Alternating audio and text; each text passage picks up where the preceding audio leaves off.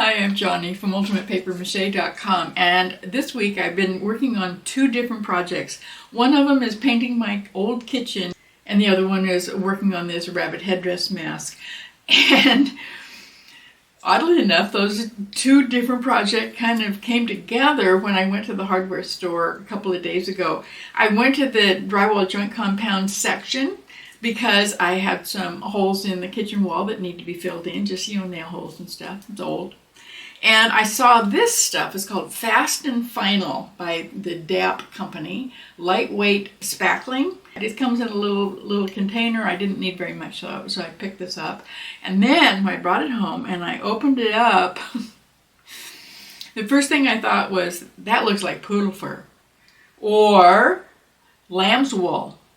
And then I thought, maybe I could put it on the rabbit. This little container costs about $10, so you want to make sure that you watch this video before you run out and buy some. Maybe you want some and maybe you don't. It isn't like a perfect art supply. It isn't intended to be used in any kind of sculpting. It's supposed to be making walls flat. If you just want to make your paper mache flat, because you want to cover up the little edges of the paper or something, then use drywall joint compound. We do that all the time. You can smooth it off after it dries with a damp cloth. It works really well. And I've got a video that shows you how to do it down below. You don't have to do any sanding or anything. So this really, the only thing that I can imagine using it for is to make wool. It isn't like going to make nice smooth fur like I did for the bear up there. That was with paper mache clay. It dries really super hard and you can get it really smooth and it makes nice curves and stuff. This is kind of bubbly. I mean, you saw when I opened it up, it's kind of, well, it isn't really bubbles, but it's, I don't know why, it's like, it looks lumpy even though it isn't. And when you pull your knife through it, it stays kind of bubbly. But this is how it looks when it's done. To me, it looks really woolly, and I don't know of any other product that would get that look exactly. I just really like textures, so I was excited about it. But in a lot of cases, paper mache clay would work better. This doesn't dry super hard. Reviews say that it's like rubbery. That's a good way to describe it, I think. It isn't, I mean, I can press into it with my fingernail. You could not do that with dried paper mache clay because it dries hard as a rock. But for rabbit fur or lamb's wool, I think it's really nice. Now, the one thing that you're going to see right away here is that it doesn't stick unless you push it down. You really do have to push it onto the cardboard or the armature or whatever you're working with. And then, see, it pops up again. So you do have to push it down pretty good. And if if you had a whole herd of rabbits, it would take a while to get it all on there. I don't know why it isn't sticky.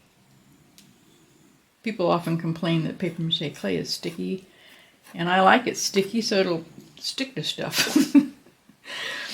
But once you pull on it like this, then you get even though I'm like pulling it where you would think that it would have straight lines, but you don't. You end up with those little nubbins of bubbly things.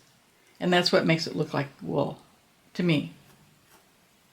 And you do have to, because it isn't intended to be like up in a pile like that, it's supposed to be making your walls flat. Like that. That's how it's supposed to be applied to a wall, nice and flat like that. But if it has any kind of depth to it at all, and you pull on it, then you get those kind of lumpy bits, which I think are really cool. But only for certain things. I did put a coat of acrylic gesso over it to protect it, and now that it's had that and 2 more coats of paint on top of it, I don't think it's going to come off. It's not really super hard, but I think it's strong enough to hold up pretty well on a mask. It isn't as hard as paper mache clay, but I think it works okay for this kind of project. Like I said, I put gesso over it to protect it. Then I painted the whole thing just an off-white. I think I used white, burnt umber, and burnt sienna just to give it, so it wouldn't be a stark white rabbit.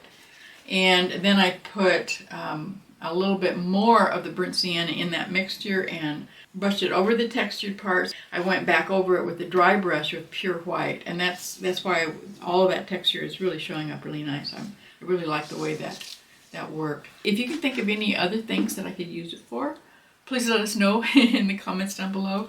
I'm going to hang on to it. I'm sure that I'm going to be using this again. But I also want to mention, though, right here, that I did use it in my kitchen, and I think drywall joint compound would have worked better.